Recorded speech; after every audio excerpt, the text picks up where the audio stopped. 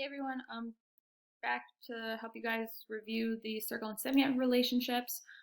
First thing that I want to review though is the actual terminology for all of these segments that are created in circles. So one of them, that's a segment, is a chord. Now, similarly to a chord, the only difference is that a chord is a segment and a secant is a line that goes through the circle. Secants can also be diameters. Remember, a diameter is just a segment as well, but that's a special segment that goes straight through the center. That would be the diameter.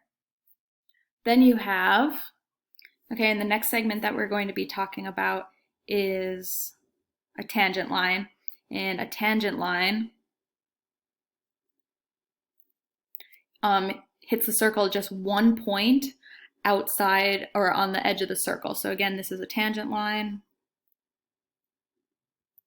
And that one point is called the point of tangency. So now that we have those reviewed, let's talk about their properties.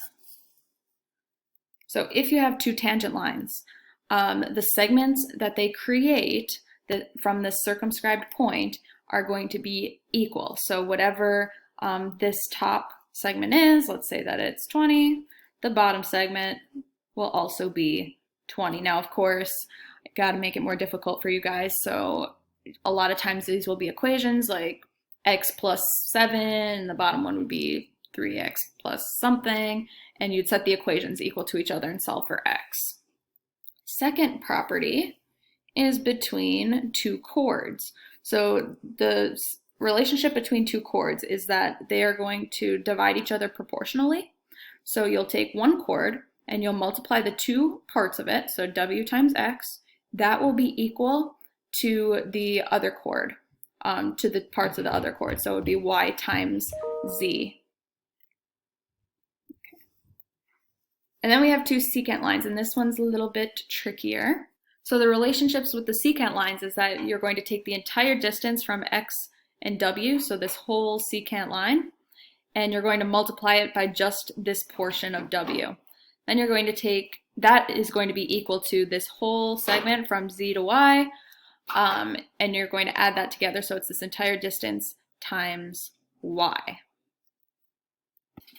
Okay.